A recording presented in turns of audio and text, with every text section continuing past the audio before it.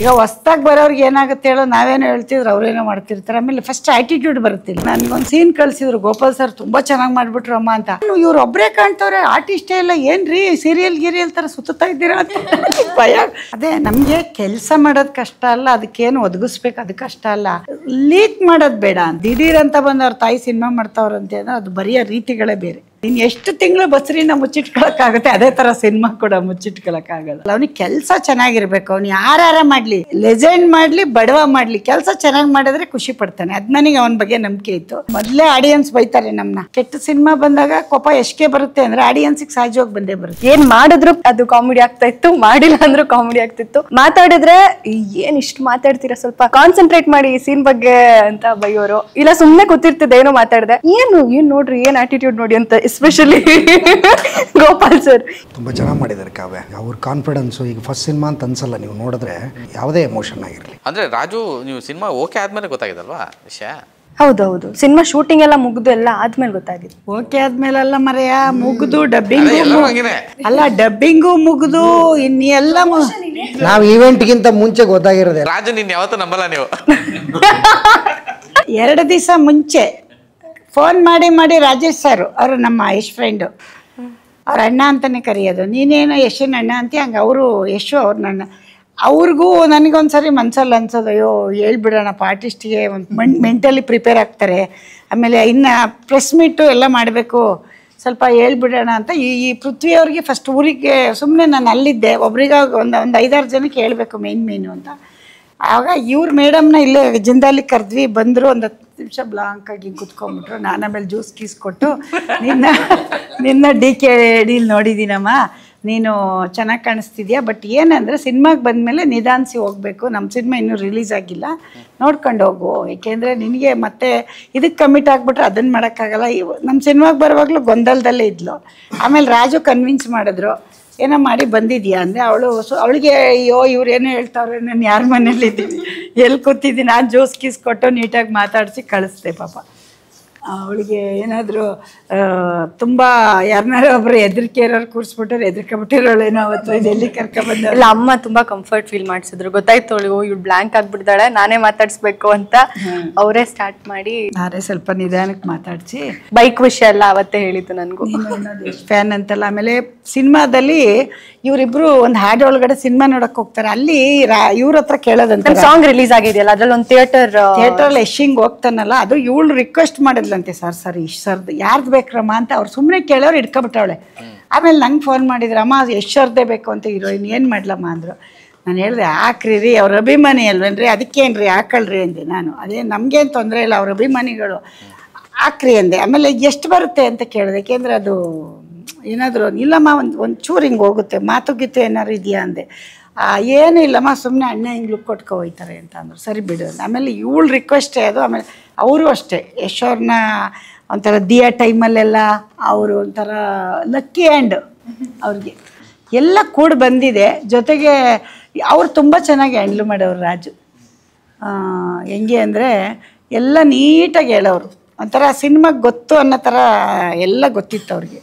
ನಾನೇನು ಹೇಳ್ತೀನಿ ಅದೇ ಥರ ಅವ್ರಿಗೆ ಅರ್ಥ ಆಗೋದು. ಈಗ ಹೊಸ್ದಾಗಿ ಬರೋರ್ಗೆ ಏನಾಗುತ್ತೆ ಹೇಳೋ, ನಾವೇನೋ ಹೇಳ್ತಿದ್ರು ಅವ್ರೇನೋ ಮಾಡ್ತಿರ್ತಾರೆ. ಆಮೇಲೆ ಫಸ್ಟ್ ಆಟಿಟ್ಯೂಡ್ ಬರುತ್ತೆ ಇಲ್ಲಿ. ಓ ನಾನು ಡೈರೆಕ್ಟ್ರು, ಇವ್ರೇನು ಪ್ರೊಡ್ಯೂಸರ್, ನಾನು ಆ ಥರದ್ದೆಲ್ಲ ನೋಡಿದ್ದೀವಲ್ಲ, ಅದೆಲ್ಲ ಇರಲಿಲ್ಲ. ಆಮೇಲೆ ತುಂಬ ಚೆನ್ನಾಗಿ ಅವರು ಹಗಲು ರಾತ್ರಿ ಕಷ್ಟಪಟ್ಟವ್ರು. ಇವರು ನಾನು ನೋಡದೇ ಇರ್ಬೋದು, ಡೈಲಿ ಅಪ್ಡೇಟ್ ಹೇಳೋರು. ಅಮ್ಮ ಪೃಥ್ವಿ ಫೈಟಲ್ಲಿ ಇಲ್ಲಿ ಸುಟ್ಟೋಗಿದೆ, ಫೋಟೋ ಎಲ್ಲ ಕಳಿಸೋರು. ಇವರು ನನಗೊಂದು ಸೀನ್ ಕಳಿಸಿದ್ರು, ಗೋಪಾಲ್ ಸರ್ ತುಂಬ ಚೆನ್ನಾಗಿ ಮಾಡಿಬಿಟ್ರು ಅಮ್ಮ ಅಂತ. ನಾನು ಇವ್ರೊಬ್ಬರೇ ಕಾಣ್ತವ್ರೆ, ಆರ್ಟಿಸ್ಟೇ ಇಲ್ಲ, ಏನ್ರಿ ಸೀರಿಯಲ್ ಗಿರಿಯಲ್ ಥರ ಸುತ್ತಾ ಇದ್ದೀರಾ ಅಂತ ಭಯ. ಇವ್ರು ಹೇಳಿದ್ರು, ಇಲ್ಲಮ್ಮ ನಿಮಗೆ ಮೊಬೈಲಲ್ಲಿ ಏನ್ರಿ ಜನನೇ ಇಲ್ವಲ್ರಿ, ಅವ್ರೊಬ್ಬರೇ ಕೂಗಾಡ್ತವ್ರೆ, ಆರ್ಟಿಸ್ಟ್ ಹಾಕಿಲ್ವೇನ್ರಿ ಅಮ್ಮ, ಅದು ನಿಮಗೆ ಕಳಿಸ್ದಾಗ ಗೊತ್ತಾಗಲ್ಲ, ಸಿನಿಮಾ ನೋಡಿ ಅಂದರು. ಆಮೇಲೆ ಸಿನಿಮಾ ನೋಡಿದಾಗ ಇದೇನು ಸೀರಿಯಲ್ ಬರೀ ಇವ್ರೊಬ್ಬರೇ ಬಳಗೆ ಬಂದರು ಅಂತ ಏನಕ್ಕೆ ಹೋಗ್ತಿರ್ತಾರೆ, ಕಾಣಿಸ್ತಾನೆ ಇಲ್ಲ. ಏನ್ರಿ ಒಂದು 2 ಮನೆ ಒಂದು ಇದು ಏನೋ ತೋರಿಸ್ತಾನೆ. ಆ ಭಯ ಥರ ರಿಚ್, ಅದಕ್ಕೆ ತಕ್ಕ ಕೊಡದೆ ಹೋಗ್ಬಿಟ್ರೆ ಸೀರಿಯಲ್ ಥರ ಒಂಥರ ಏನೋ ಬರೀ ನೀವು ಮೊಬೈಲಲ್ಲೂ ಸುತ್ಕೊಬರ್ಬೋದ್ರಿ ಸಿನಿಮಾ ಅಂತ ಯಾವಾಗಲೂ ರೇಗಿಸ್ತಾ ಇದ್ದೆ. ಅವ್ರಿಗೆ ನಾನು ಸ್ಟ್ರಿಕ್ಟಾಗಿ ಹೇಳಿದ್ದೀನಿ, ಅವ್ರೇನು ಕೋಪ ಮಾಡ್ಕೊಳ್ಳಲ್ಲ. ಅವ್ರು 10 ಸತಿ ಹೇಳೋ, ಆಯ್ತಮ್ಮ ಮಾಡ್ತೀನಮ್ಮ ಅಂತಾರೆ. ಬಟ್ ಹೇಳಿಸ್ಕೊಳ್ಳೋ ಕೆಲಸನೇ ಮಾಡಿಲ್ಲ. ಎಲ್ಲ ಒಂದು ಸಣ್ಣ ಪುಟ್ಟದ್ದು ಟೇಸ್ಟ್ ಅಂದಾಗ ಆ ಟೇಸ್ಟಾಗಿ ಕನ್ವಿನ್ಸ್ ಮಾಡೋರು. ಅಮ್ಮ ಇದೇನು ಗೊತ್ತಾ, ಇದು ಮಾಡ್ಬೋದು, ಬಟ್ ಇದು ಚೆನ್ನಾಗಿರುತ್ತೆ, ಇದು ಹಿಂಗೆ ಮಾಡೋಣ ಅಂತ ಹೇಳೋರು. ಏನು ಮಾಡ್ತೀರಾ ಗೊತ್ತಲ್ಲ, ಔಟ್ಪುಟ್ ಚೆನ್ನಾಗಿ ಬರಬೇಕು ಅಂತ. ಅದಕ್ಕೆ ಪೋಸ್ಟ್ರು ಗಿಸ್ಟೆಲ್ಲ ಮಾಡುವಾಗ ಸ್ವಲ್ಪ ಗಮನ ಇಟ್ಟು ಅವರೇ ಹೋಗ್ಬಿಡೋರು ಇದಕ್ಕೆಲ್ಲ ಎಲ್ಲ ಮಾಡಿದ್ದೀವಿ, ಇಷ್ಟಕ್ಕೆ ಬಂದಿತ್ತು, ನಿನಗೆ ಇಷ್ಟ ಆಯ್ತಾ ಎಲ್ಲ? ಓ ನಾವು ದಿನ ನೋಡ್ತಿರ್ತೀರ, ನಮ್ಗೆ ಅವೆಲ್ಲ ಗೊತ್ತು. ನಾನು ಆವಾಗಲೇ ಹೇಳಿದ್ರೆ ವೆರಿ ಬಿಗಿನಿಂಗ್ ಹೇಳಿದೆ ಅದು ಆ ಜ್ವಾಲೆ ಕಾಣಿಸ್ತಾ ಇದೆ ಅಂತ. ಆ್ಯಂಡ್ ಅಂದರೆ ಅದು ಸುಟ್ಟೋಯ್ತು ಇದೆಲ್ಲ ಹೇಳ್ತೀರ ಅಂದರೆ ಈ ಸಿನಿಮ್ಯಾಟಿಕ್ಕು ಮ್ಯಾಜಿಕ್ ಅಂತಾರಲ್ಲ ಆ ಫೀಲು ಈ ಕಂಟೆಂಟಲ್ಲಿ ಕಾಣಿಸ್ತಾ ಇದೆ. ಆ್ಯಂಡ್ ಮೋರ್ ದೆನ್ ಎನಿಥಿಂಗ್ ಡೈರೆಕ್ಟ್ರಿಗೆ ಹೆವಿ ಭಯ ಇರುತ್ತೆ, ಇದು ಯಾರ್ ಪ್ರೊಡಕ್ಷನ್ ಮತ್ತು ದೊಡ್ಡ ಹೆಸರಿದೆ, ಅದಕ್ಕೆ ಚ್ಯುತಿ ಬರಬಾರ್ದು, ಅಷ್ಟು ಮೇ ಬಿ ತುಂಬ ಗಂಭೀರವಾಗಿ ಪರಿಗಣಿಸಿದ್ದಾರೆ ಆ ವಿಚಾರಕ್ಕೆ. ಸೊ ಇಲ್ಲಾಂದರೆ ಈ ಥರದ್ದೆಲ್ಲ ಮಾಡೋದಕ್ಕೆ ಅಷ್ಟು ಈಸಿ ಅಲ್ಲ, ಅಂದರೆ ಅಷ್ಟು ಅಚ್ಚುಕಟ್ಟಾಗಿ. ಅದೇ ನಮಗೆ ಕೆಲಸ ಮಾಡೋದು ಕಷ್ಟ ಅಲ್ಲ, ಅದಕ್ಕೇನು ಒದಗಿಸ್ಬೇಕು ಅದು ಕಷ್ಟ ಅಲ್ಲ, ಲೀಕ್ ಮಾಡೋದು ಬೇಡ ಅಂತ. ಅದು ಏನು ಗೊತ್ತಾ, ಮಾಡಿ ಏನು ಎಕ್ಸ್ಪೀರಿಯನ್ಸ್ ಇದ್ದು ಅನುಭವ ಇದ್ದು ದಿನ ಆಚೆ ಬಂದು ಸಿನಿಮಾ ಫೀಲ್ಡಲ್ಲಿ ಓಡಾಡಿ ಇವ್ರಿಗೆಲ್ಲ ಗೊತ್ತಪ್ಪ ಅನ್ನೋದಾದರೆ ಜನ ಅಷ್ಟು ತಲೆ ಕೆಡ್ಸ್ಕೊಳ್ಳಲ್ಲ. ದಿಢೀರಂತ ಬಂದು ಅವ್ರ ತಾಯಿ ಸಿನಿಮಾ ಮಾಡ್ತಾವ್ರಂತೆ ಅಂದರೆ ಅದು ಬರೆಯೋ ರೀತಿಗಳೇ ಬೇರೆ. ಕರೆಕ್ಟ್. ಬಟ್ ನನಗೇನಿಸ್ತು ಅಂದರೆ ನೀವು ಮಾತಾಡ್ತಿರೋ ರೀತಿ ಅದು ಒಂದು ಕ್ಲಿಪ್ ಎಷ್ಟೊತ್ತು ಬರುತ್ತೆ ಅಂತಲೂ ಕೇಳ್ತಿರಂದರೆ ನಿಮ್ಮ ಕಾಪಿ ರೈಟ್ಸ್ ಬಗ್ಗೆ ಗೊತ್ತು, ಎಲ್ಲ ವಿಚಾರಗಳನ್ನ ತಿಳ್ಕೊಂಡೇ ಬಂದಿರೋದು. ಅಂದರೆ ಮೇ ಬಿ ಇಂಟರ್ವ್ಯೂಗಳೆಲ್ಲ ನೋಡಿದ್ರೆ ಇಂಡಸ್ಟ್ರಿಯವರು ನೆಕ್ಸ್ಟ್ ಏನು ಮಾತಾಡೋಕ್ಕೆ ಹೋಗಲ್ಲ ಅಥವಾ ಯಾರೋ ಪ್ರಶ್ನೆ ಮಾಡೋಕ್ಕೆ ಹೋಗಲ್ಲ, ಅಷ್ಟು ವಿಷಯ ತಿಳ್ಕೊಂಡು ಬಂದು. ನಾನು ಮನೆಗೂ ಆಫೀಸ್ಗೆ ಹೋಗಿ ಸಿನಿಮಾ ನೋಡಿದಾಗ ಆಮೇಲೆ ಅದಕ್ಕೆ ಇನ್ನೇನೇನು ಆ್ಯಡ್ ಆನ್ ಮಾಡಬೇಕು ಅಂತ ಇಬ್ಬರು ಅದನ್ನೋ ಒಂದು ಫಿನಿಶಿಂಗ್ ನೋಡಿದ ತಕ್ಷಣ ಒಂದು ಧೈರ್ಯ ಬಂತು. ಆಮೇಲೆ ನಿಮ್ಮ ಅಣ್ಣಂಗೆ ಮೆತ್ತಗೆ ಅಲ್ಲಿ ಹೋಗ್ಬಿಟ್ಟೆ ಹೋಗ್ಲಿ ಅಂತ ಧೈರ್ಯ ಬಂದಮೇಲೆ ಓಕೆ ಇದನ್ನು ಪಬ್ಲಿಸಿಟಿ ಮಾಡ್ಬೋದು ಚೆನ್ನಾಗಿದೆ ಅಂತ. ಅಲ್ಲಿವರೆಗೂ ಅಂದರೆ ಆ ಒಂದು ಸಿನಿಮಾನ ಇನ್ನೂ ಅದಕ್ಕೆಲ್ಲ ಪಾಲಿಶ್ ಎಲ್ಲ ಆದಮೇಲೆ ಸೂಪರಾಗಿ ಬರುತ್ತೆ ಅಂತ ಒಂದು ಧೈರ್ಯ ಬಂದಮೇಲೆ ನಾನೇ ಬೇಕು ಅಂತ ಹೋಗಿ ಎಲ್ಲೋ ಗೊತ್ತಾಗಲಿ ಅನ್ನೋ ಕಡೆ ಹೇಳಿ ಬಂದೆ. ಆಮೇಲೆ ಚಕ್ಲಿ ಫೋನ್ ಮಾಡಿ, ಚಕ್ಲಿಗೆ ಯಾರೋ ಹೇಳೋರು, ಅಲ್ಲಿ ಹೇಳೋ ಹುಡುಗನಿಗೆ ಹೇಳಿ ಬಂದಿದ್ದೆ, ಸಾಮಾನು ತಗೊಳಕ್ಕೆ ಹೋಗಿದ್ದೆ, ಅವ್ರು ಅಡ್ವರ್ಟೈಸ್ ಕೇಳ್ತಾನೆ ಇದ್ರು. ನಾನು ಹೇಳಿದೆ ಈಗ ರೆಡಿ ಇದೆ ಬನ್ನಿ ಮಾಡಂಗಿದ್ರೆ ನಾವು ಇನ್ನೇನು ರಿಲೀಸಿಗೆ ರೆಡಿ ಇದೆ ಅಂತ ಹೇಳಿದ್ನಲ್ಲ, ಸಿನಿಮಾ ರೆಡಿ ಇದೆಯಾ ಏನಿದು ಸುಮ್ಮನೆ ಹೇಳ್ತಾವ್ರ ಅಂತ ಫೋನ್ ಹಾಕಿದ್ದು, ಹಂಗೆ ಬಂದಿದ್ದು ಆ ಥರ ಹೇಳಿದ್ದು. ಫುಲ್ ರೆಡಿಯಾಗಿ ಇನ್ನೇನು ನಾವು ಎಲ್ಲ ಎಲ್ಲೆಲ್ಲಿಗೆ ಏನೇನು ಮಾಡಬೇಕು ಎಲ್ಲ ಪಕ್ಕಾ, ಇನ್ನೂ ಅದು ಸಿನಿಮಾ ಮುಗಿದು ಸುಮಾರು ಕೆಲಸಗಳೆಲ್ಲ ಮುಗಿದು ಇನ್ನೇನು ಆಡಿಯೋ ಮಾರ್ಕೆಟ್ ಸ್ಟಾರ್ಟು ಅನ್ನುವಾಗ ಹೇಳಿದ್ದು. ಗೊತ್ತಾಗಬೇಕಲ್ಲ, ಎಲ್ಲ ಕಡೆ ಹೋಗ್ಬೇಕಲ್ಲ, ಗೊತ್ತಾಗದೇ ಅದೇನೋ ಮಗುನ ಹೊಟ್ಟೆಲಿ ಇಟ್ಕೊಂಡು ಡೆಲಿವರಿ ಟೈಮ್ಗೆ ಹೋಗ್ಲೇಬೇಕಲ್ಲ, ಹಂಗಿತ್ತು ನಮ್ಮ ಕಷ್ಟ. ಈಗ ಎಷ್ಟು ದಿನ ಮುಚ್ಕತ್ತೆ, 9 ತಿಂಗಳು ಮುಚ್ಕೋಬೋದು, ಹೆಚ್ಚಿಗೆ ಇನ್ನೊಂದು 15 ದಿನ ಮುಚ್ಕೋಬೋದು, ಆಮೇಲೆ ಡೆಲಿವರಿ ಆಗಲೇಬೇಕು. ಅದೇ ಥರ ನಮಗೂ ಕೊತ್ತಲವಾಡಿ ಆಗಿದ್ದು. ಆ್ಯಕ್ಚುಲಿ ಒಂದು ಸ್ಟೋರಿ ಇಟ್ಕೊಂಡು ಅಮ್ಮ ಜೊತೆ ಕೂತ್ಕೊಂಡು ಒಳ್ಳೆ ಡೈಲಾಗ್ಸ್ ಬರುತ್ತೆ ಅಲ್ಲ ಅದು ಅಲ್ಲ ಅಂದರೆ ಎಕ್ಸ್ಪೀರಿಯನ್ಸ್, ಜೀವನ ಅನುಭವ ಅದು ಎಲ್ರಿಗೂ ಅದೇ ಅಲ್ವೇನೋ. ನೀನು ಎಷ್ಟು ತಿಂಗಳು ಬಸ್ರಿನ ಮುಚ್ಚಿಟ್ಕೊಳಕ್ಕಾಗುತ್ತೆ, ಅದೇ ಥರ ಸಿನಿಮಾ ಕೂಡ ಮುಚ್ಚಿಟ್ಕೊಳಕ್ಕಾಗಲ್ಲ. ಆಚೆ ಬರಬೇಕು, ಬರೋ ಟೈಮ್ ಕರೆಕ್ಟಾಗಿ ಪ್ಲ್ಯಾನ್ ಮಾಡಿ ಅವ್ರಿಗೆ ತುಂಬ ಖುಷಿ ಪಡ್ತಾನೆ. ನಿಂಗೆ ಗೊತ್ತಲ್ಲ, ಅವನಿಗೆ ಕೆಲಸ ಚೆನ್ನಾಗಿರ್ಬೇಕು, ಅವನು ಯಾರು ಮಾಡಲಿ, ಅವನು ಒಬ್ಬ ಲೆಜೆಂಡ್ ಮಾಡಲಿ ಬಡವ ಮಾಡಲಿ, ಕೆಲಸ ಚೆನ್ನಾಗಿ ಮಾಡಿದ್ರೆ ಖುಷಿ ಪಡ್ತಾನೆ. ಅದು ನನಗೆ ಅವನ ಬಗ್ಗೆ ನಂಬಿಕೆ ಇತ್ತು.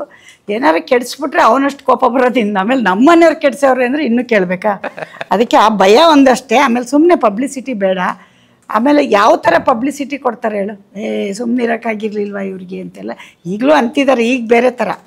ಬಟ್ ಕೆಟ್ಟೋ ಈ ಸುಮ್ಮನೆ ಗೊತ್ತಿಲ್ಲದವರೆಲ್ಲ ಬಂದು ಮೊದಲೇ ಆಡಿಯನ್ಸ್ ಬೈತಾರೆ ನಮ್ಮನ್ನ, ಇವರು ಸುಮ್ಮನೆ ಇರೋಕ್ಕಾಗದೆ ಸಿನಿಮಾಗಳು ಮಾಡ್ತಾರೆ ಅಂತ. ಕೆಟ್ಟ ಸಿನಿಮಾ ಬಂದಾಗ ಕೋಪ ಎಷ್ಟೇ ಬರುತ್ತೆ ಅಂದರೆ ಆಡಿಯನ್ಸಿಗೆ ಸಹಜವಾಗಿ ಬಂದೇ ಬರುತ್ತೆ. ಅದಾಗಬಾರ್ದು ಅಂತ ಅಷ್ಟೇ ಸೀಕ್ರೆಟ್, ಬೇರೆ ಏನೂ ಇಲ್ಲ. ಓಕೆ, ಇಲ್ಲ ಅದು ತುಂಬ ಚೆನ್ನಾಗಿ ಅಚ್ಚುಕಟ್ಟಾಗಿ ಆಗಿದೆ ಬಿಡಿ, ಅದೆಂತ ವರಿನೇ ಬೇಡ ನನ್ನ ಪ್ರಕಾರ, ವರಿನೇ ಮಾಡ್ಕೊಳ್ಳೋ ಅವಶ್ಯಕತೆ ಇಲ್ಲ. ಕಾವ್ಯ, ನಿಮ್ಮ ವಿಷಯಕ್ಕೆ ಬಂತಂದರೆ ಸಿನಿಮಾಗೆ ಬಂದಿದ್ದು ಅಥವಾ ಮೊದಲೇ ಕಿರುತೆರೆ ಮತ್ತು ಸಿನಿಮಾಗೆ ಬಂದಿದ್ದು, ಮತ್ತು ಈ ಒಂದು ಪಾತ್ರ ಅಂದರೆ ಎಲ್ಲರಿಗೂ ಡ್ರೀಮು ಈ ಥರದ್ದೊಂದು ಸಿನಿಮಾ ಸಿಗಬೇಕು, ಅದು ಪ್ರೊಡಕ್ಷನ್ ಬಿಡಿ ಸೂಪರ್ ಆಗಿದೆ. ಸೊ ನಿಮ್ಮ ಮುಂದಿನ ದಾರಿ ಹೆಂಗೆ ಕಾಣ್ತಾ ಇದೆ, ಮತ್ತು ಸಿನಿಮಾದೊಳಗೆ ನಿಮ್ಮ ಪಾತ್ರ, ನಿಮ್ಮ ಅನುಭವ ಈ ಜರ್ನಿಲಿ? ಗೋಪಾಲ್ ಸರ್ ಪಕ್ಕದಲ್ಲಿದ್ದಾರೆ, ಪೃಥ್ವಿ ಇದ್ದಾರೆ, ಆಶೀರ್ವಾದ ತೊಗೋತಿದ್ರಂತೆ. ಸೊ ಹಂಗಾಗಿ ನೀವೇ ಆಶೀರ್ವಾದ ಮಾಡ್ತಿದ್ರಿ ಅಂತಂದರೆ ಸೊ ನನಗೆ ತುಂಬ ದೊಡ್ಡ ಕುತೂಹಲ ಆ ವಿಚಾರಕ್ಕೆ. ಇಲ್ಲ, ಇವಾಗ ಸುಮ್ಮನೆ ಅದು ಫನ್ ಆಗಿ ಹೋಗ್ತಿರೋದು. ಏನಾದರೂ ಹೆಡ್ಲೈನ್ ಅದೇ ಹಾಕಿ ಅಥವಾ ಫಸ್ಟ್ ಟೈಮ್ ನನ್ನ ಬಗ್ಗೆ ಬ್ಯಾಡ್ ಇಂಪ್ರೆಷನ್ ಕ್ರಿಯೇಟ್ ಆಗ್ಬಿಟ್ಟೆ ಅನ್ನೋದು ತುಂಬಾ ಭಯ. ತಮಾಷೆ ಅಂತ ಜನಕ್ಕೂ ಗೊತ್ತಾಗ್ತಿದೆ. ಬ್ಯಾಡ್ ಬಂದ್ರೆ ನಾನು ಹೇಳ್ತೀನಿ. ಅಮ್ಮ ಇದನ್ನ ಯಾವಾಗ್ಲೂ ಹೇಳಿದ್ದಾರೆ. ರೀಸೆಂಟ್ ಆಗಿ ಇವಾಗ ಆಕ್ಚುಲಿ ಇಂಟರ್ವ್ಯೂಸ್ ಎಲ್ಲ ಸ್ಟಾರ್ಟ್ ಮಾಡೋಕ್ಕೂ ಮುಂಚೆನೂ ನೀನೆಲ್ಲೂ ಕಾಣಿಸ್ತಿಲ್ವಂತೆ, ನಾನೇ ಕಾಣಿಸ್ತಿದ್ದೀನಂತೆ, ನೀನ್ ಮಾತಾಡ್ಬೇಕು, ಕಾಲ್ ಮಾಡಿದ್ರು, ನೀನ್ ಮಾತಾಡ್ಬೇಕು ನಾಳೆಯಿಂದ, ಏನೇ ಮಾತಾಡಿದ್ರು. ನಿನ್ನಂಗೆ ಸಿನಿಮಾ ಫೀಲ್ಡಲ್ಲಿ ಒಬ್ರು ಪರಿಚಯ ಇದ್ದಾರೆ, ಅಣ್ಣಂಗಿರೋರು ಮದುವೆ ಟೈಮಲ್ಲಿ ಇದ್ದಾರೆ. ಅವ್ರು ಫೋನ್ ಮಾಡಿ, ಅಮ್ಮ ನಿಮ್ಮ ಸಿನಿಮಾ ಹೀರೋಯಿನೇ ಕಾಣ್ತಿಲ್ವಲ್ಲಮ್ಮ ಅಂದಲ್ಲ. ನಿನ್ನ ಕಣ್ಣಿಗೆ ಕನ್ನಡಕ ಹಾಕೊಂಡಿದ್ಯಾ, ದಿನ ಇಂಟರ್ವ್ಯೂ, ಅಮ್ಮ ಅಲ್ಲಿ ನಿಮ್ಮದೇ ನೋಡ್ತಾವ್ರೆ, ಆಮೇಲೆ ನೀವು ಹೀರೋಯಿನ್ ತೋರಿಸಿ ಅಂದರು. ಅದಕ್ಕೆ ಹೇಳಿದೆ, ಮಾಡಮ್ಮ ಮಾತಾಡಮ್ಮ. ಅದೇ ಹೇಳಿದ್ರು, ನಾನಿದ್ದೀನಿ, ಎದ್ಕೊಂಬೇಡ, ನಾನಿದೀನಿ ನೋಡ್ಕೊಂತೀನಿ ಮಾತಾಡಮ್ಮ, ನಾವೆಲ್ಲ ಅಲ್ಲೇ ಕೂತಿರ್ತೀವಲ್ಲಮ್ಮ, ನೀನು ಮಾತಾಡಬೇಕು, ಆಡಿಯನ್ಸಿಗೆ ಗೊತ್ತಾಗ್ಬೇಕು ನೀನು ಹೀರೋಯಿನ್ ಅಂತ. ನಾನು ಮಾತಾಡ್ತಿದ್ರೆ ನೀನು ಸುಮ್ಮನೆ ಕೂತಿರ್ತೀಯ, ಬಾ ನಾಳೆಯಿಂದ ಕಂಟಿನ್ಯೂ ಇಂಟರ್ವ್ಯೂಗೆ ಬಂದೆ. ಓಕೆ, ಸ್ಟಾರ್ಟಿಂಗ್ ಅಲ್ಲೇ ಕನ್ಫ್ಯೂಷನ್ ಇಂದಾನೆ ಸ್ಟಾರ್ಟ್ ಆಯ್ತು ಜರ್ನಿ ನಂದು. ಅದಾದ್ಮೇಲೆ ಬಂದ ಮೇಲೆ ಇನ್ನೊಂದು ಕನ್ಫ್ಯೂಷನ್, ಪ್ರೊಡಕ್ಷನ್ ಯಾವುದು ಅಂತ. ಅದಾದ್ಮೇಲೆ ಕ್ಯಾರೆಕ್ಟರ್ ವೈಸ್ ನನಗೆ ಇಬ್ರು ಲೆಜೆಂಡ್ಸ್ ಜೊತೆ ಕಾಂಬಿನೇಷನ್ ಇದ್ದಾಗ ಭಯ ಅಲ್ವಾ? ಆ ಸರ್ನ ಹೇಳಿ ತಮಾಷೆ ಸುಮ್ನೆ ಇಲ್ಲ ನಿಜವಾಗ್ಲು ಯಾಕೆ ಆಮೇಲೆ ಇಂಟರ್ವ್ಯೂ ಅವ್ರು ಅನ್ಕೊಳ್ಳಿ ಬಿಡ್ರಿ, ಯಾಕ್ರಿ ಒಳ್ಳೇದಕ್ಕೆ ನೀವು ಇನ್ನೂ ಕಮ್ಮಿ ಮಾಡ್ಕೊತೀರಾ ಅನ್ನೋ ತಪ್ಪೇನ್ರಿ? ಅನ್ಲಿ ಬಿಡ್ರಿ, ಹ್ಞೂ ಅನ್ರಿ, ಹಂಗಂದಷ್ಟು ಏಜ್ ಬಗ್ಗೆ ನನ್ ಏಜ್ ಬಗ್ಗೆ ಎಲ್ಲಿ ಮಾತಾಡ್ದೆ? ಏಜ್ ಬಗ್ಗೆ ಮಾತಾಡ ನಾವು ಹೇಳ್ತೀವಪ್ಪ. ನಾನು ಮೊನ್ನೆ ಡ್ಯಾನ್ಸ್ ನೋಡಿದೆ ನಿಮ್ದು, ಅದು ಅನ್ಕೊಂಡಾಗ ಸುಮ್ಮನೆ ಯಾಕೆ ಬೇಡ. ನಿಜವಾಗ್ಲು ಅವ್ರು ಫುಲ್ ನ್ಯಾಚುರಲ್ ವೇ ನಲ್ಲಿ ಆಕ್ಟ್ ಮಾಡ್ತಾರೆ. ಅದಕ್ಕೆ ಆಕ್ಚುಲಿ ಫ್ಯಾನ್ ಇದಕ್ಕೆ ಕಣೋ ಪ್ರವೀಣ, ನಾನು ಈ ಥರ ಎಲ್ಲ ಶುರು ಮಾಡಿದ್ಮೇಲೆ ಇವ್ರ ಹೆಸರು ಬರೋಕ್ಕೆ ಒಂದು 10 ಜನ ಹೇಳಿರ್ಬೇಕು. ಈ ಥರ ಪೃಥ್ವಿ ಅಂಬಾರಮ್ಮ ಅಂದರೆ ಅವ್ರು ಒಂದೇ ಮಾತು ಹೇಳೋದು. ತುಂಬ ಪ್ರಿಯಾಂಕನೂ ಹೇಳಿದ್ರು, ಹಿಂಗೆ ಸಿನಿಮಾ ಮಾಡಿದ್ದೀನಿ ಪ್ರಿಯಾಂಕಾ, ಇನ್ನೇನು ಹತ್ತತ್ರ ಬಂದಿದ್ದೀನಿ ಅಂದೀಗ. ಅಯ್ಯೋ ಒಳ್ಳೇದಮ್ಮ, ಹಂಗೆ ಯಾರು ಅಂದರೆ ಪೃಥ್ವಿ ಅಮ್ಮ ಒಳ್ಳೆ ನನ್ನ ಜೊತೆಲಿ ಆ್ಯಕ್ಟ್ ಮಾಡಿದ್ದೀನಿ, ಅವ್ರಿಗೊಂದು ಬ್ರೇಕ್ ಸಿಗಬೇಕು ಅಂತಲೇ ಒಂದು 10 ಜನ ಹೇಳವ್ರೆ. ಹಂಗೆ ನಿಮಗೆ ಹೇಳಿ ಹೇಳಿ ಹೇಳಿ ಒಂದು ಬ್ರೇಕ್ ಸಿಗುತ್ತೆ, ನೀವು ಅದಕ್ಕೆ ಹೇಳ್ತಾನೆ ಇರಬೇಕು. ತಥಾಸ್ತು ಅಂತ ಇರ್ತಾರಂತೆ ದೇವರು. ಹೇಳಮ್ಮ.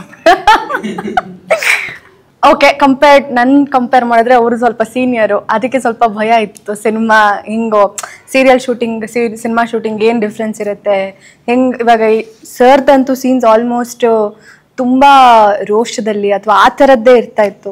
ಇನ್ನೊಂದು ಟೇಕ್ ನನ್ನಿಂದ ಏನಾದರೂ ಮಿಸ್ ಆಗಿಬಿಟ್ರೆ ಅನ್ನೋದೆಲ್ಲ ಭಯ ಇತ್ತು. ಬಟ್ ಹೋಗ್ತಾ ಹೋಗ್ತಾ ಅದೊಂದು ಕಂಫರ್ಟ್ ಝೋನೇ ಕ್ರಿಯೇಟ್ ಆಯಿತು. ಎಲ್ಲ ಮಾತಾಡಿಕೊಂಡು ಡಿಸ್ಕಸ್ ಮಾಡಿಕೊಂಡು ಇದು ಮಾಡೋಣ ಅದು ಮಾಡೋಣ ಅಂತೆಲ್ಲ ಮಾಡ್ತಾ ಇದ್ವಿ. ತುಂಬ ಫನ್ ಮಾಡ್ತೀವಿ. ಎವ್ರಿ ಸಿಂಗಲ್ ಸೀನ್ ನಾನು ಏನೇ ಮಾಡಿದ್ರು ಅದಕ್ಕೊಂದು ಫನ್ ಅಂತ ಇರ್ತಾ ಇತ್ತು. ಏನಾದರೂ ಒಂದು ಏನು ಮಾಡಿದ್ರು ಅದು ಕಾಮಿಡಿ ಆಗ್ತಾ ಇತ್ತು, ಮಾಡಿಲ್ಲ ಅಂದ್ರೂ ಕಾಮಿಡಿ ಆಗ್ತಿತ್ತು. ಮಾತಾಡಿದ್ರೆ ಏನು ಇಷ್ಟು ಮಾತಾಡ್ತೀರಾ, ಸ್ವಲ್ಪ ಕಾನ್ಸಂಟ್ರೇಟ್ ಮಾಡಿ ಸೀನ್ ಬಗ್ಗೆ ಅಂತ ಬೈಯೋರು. ಇಲ್ಲ ಸುಮ್ಮನೆ ಕೂತಿರ್ತಿದ್ದೆ, ಏನೋ ಮಾತಾಡಿದೆ, ಏನು ನೋಡ್ರಿ ಏನು ಆಟಿಟ್ಯೂಡ್ ನೋಡಿ ಅಂತ. ಎಸ್ಪೆಷಲಿ ಗೋಪಾಲ್ ಸರ್ ಏನು ಆಟಿಟ್ಯೂಡ್ ನೋಡಿ, ಒಂಚೂರು ಮಾತಾಡಲ್ಲ ಅಂತ. ಮತ್ತೇನೇನೋ ಪೆಟ್ ನೇಮ್ಸ್ ಎಲ್ಲ ಇಟ್ಟಿದ್ರಪ್ಪ, ಏನೇನೋ ಫನ್ನಿಯಾಗಿ. ನೆನಪಿಲ್ಲ ನನಗೆ. ಯಾವುದೋ ಊರಿಗೆ ಹೋಗಿದ್ವಿ, ಆ ಊರ ಹೆಸರಲ್ಲಿ ಏನೋ ಒಂದು ತೆಗೆದು ಶಾರ್ಟ್ ಫಾರ್ಮ್ ಅಲ್ಲಿ ಇಟ್ಕೊಂಡು ಆ ಥರದ್ದೆಲ್ಲ ಎಲ್ಲ ಎಲ್ಲಿ ಚಾಮರಾಜನಗರನೇ ಆಗಿದ್ದ. ಬಟ್ ಜೋಕ್ಸ್ ಅಪಾರ್ಟ್ ಅಂದರೆ ತುಂಬ ಚೆನ್ನಾಗಿ ಮಾಡಿದ್ದಾರೆ ಕಾವ್ಯ. ಅಂದರೆ ನಿಮಗೆ ಅಂದರೆ ಅವ್ನು ಸೀರಿಯಸ್ ಆಗಿ ಹೇಳೋದಾದರೆ ಅಂದರೆ ಈಗ ಅವ್ರ ಕಾನ್ಫಿಡೆನ್ಸು ಈಗ ಫಸ್ಟ್ ಸಿನಿಮಾ ಅಂತ ಅನ್ಸಲ್ಲ. ನೀವು ನೋಡಿದ್ರೆ ನೀವು ಡೆಫಿನೆಟ್ಲಿ ಅವ್ರದ್ದು ಮೊದಲೇ ಸಿನಿಮಾ ಅಂತ ಅನ್ಸಲ್ಲ. ಅದು ಯಾವುದೇ ಎಮೋಷನ್ ಆಗಿರಲಿ, ಅದು ಅವರು ಒಂದು ಸಣ್ಣ ತುಂಟತನ ಇರ್ಬೋದು, ಬೇರೆ ರೊಮ್ಯಾನ್ಸ್ ಸೀನ್ ಇರ್ಬೋದು, ಅಥವಾ ಅವ್ರು ಎಮೋಟ್ ಮಾಡುವ ರೀತಿ ಎಲ್ಲ ತುಂಬ ಇಂಟಿಟಿವ್ ಆಗಿದ್ದಾರೆ ಅವರು. ಈ ಕೆಲವೊಂದು ಆ್ಯಕ್ಟರ್ ತುಂಬ ಪ್ರಿಪೇರ್ ಮಾಡ್ತಾರೆ, ಅವ್ರು ಹಾಗಲ್ಲ, ಟಕ್ಕಂತ ಮಾಡ್ತಾರೆ. ಅದು ತುಂಬ ಕಷ್ಟ ಅದು ಹಾಗಾಗಿ ನಾವು ಈಗ ಇನ್ನೊಂದು ಜೋಕ್ ಹೇಳ್ತೀವಿ, ಹಾಗಾಗಿ ನಾವು ಆಶೀರ್ವಾದ ತಗೋತಾ ಇದ್ದೀವಿ. ಚೆನ್ನಾಗಿತ್ತು ಕವಿ. ಇಲ್ಲ ಆ್ಯಕ್ಚುಲಿ ಇವರು ಅಷ್ಟೇ ಆ ಥರ ಏನು ಪ್ರಿಪೇರ್ ಆಗಿ ಬರೋದೆಲ್ಲ ಮಾಡ್ತಿಲ್ಲ. ಇನ್ಸ್ಪಿರೇಷನ್ ಸರ್, ನಾನು ನೋಡಿ ಕಲ್ತಿದ್ದೀನಿ ನಿಮ್ಮಿಂದ. ಗೊತ್ತಾಯ್ತಲ್ಲ, ನಮ್ಮದು ಮ್ಯೂಚುವಲ್ ಅಡ್ಮಿರೇಷನ್. ಅವ್ರು ನನ್ನ ಹೊಗಳ್ತಾರೆ, ಅವ್ರು ಹೊಗಳ್ತಾರೆ ಅಷ್ಟೇ. ಇವರಂತೂ ಅದ್ಭುತ ಇವ್ರು. ಯಾಕೆ ಅಂದರೆ ಗೊತ್ತೇ ಆಗಲ್ಲ ನೀನು ಇಂಥ ಸಿನಿಮಾ ನೋಡಿದ್ರೆ ಅವರಿಗೆ ಒಂದು ಫ್ಯಾನ್ ಬೇಸ್ ಓಪನ್ ಆಗೋದಂತೂ ಗ್ಯಾರಂಟಿ. ಅಷ್ಟು ಅವ್ರಿಗೆ ಅವ್ರ ನಾಟಕ ರಂಗದಿಂದ ಬಂದಿರೋರೇನ್ರಿ ನೀವು? ನಾಟಕ ರಂಗ ಇರಬೇಕು. ಬಟ್ ಅವ್ರಿಗೆ ಅದೇ ಒಂದು ಇದಾಗಿದೆ. ಆ ಪಾತ್ರ ಅವ್ರ ಹಳ್ಳಿ ಪಾತ್ರಕ್ಕೆಲ್ಲ ಚೆನ್ನಾಗಿದ್ದಾರೆ. ನೋಡಬೇಕು ಆಡಿಯನ್ಸ್ ಹೆಂಗೆ ತಗೋತಾರೆ. ಆಡಿಯನ್ಸೇ ನಮಗೆ ರಿಸಲ್ಟ್ ಕೊಡ್ಬೇಕು. ನಾವು ಯಾವಾಗಲೂ ನಮ್ಮ ಮಗು ನಮಗೆ ಚೆಂದ, ಯಾವಾಗಲೂ ಅದೇನು ಕರಗಿರಲಿ ಬೆಳಗಿರಲಿ ಚೆಂದ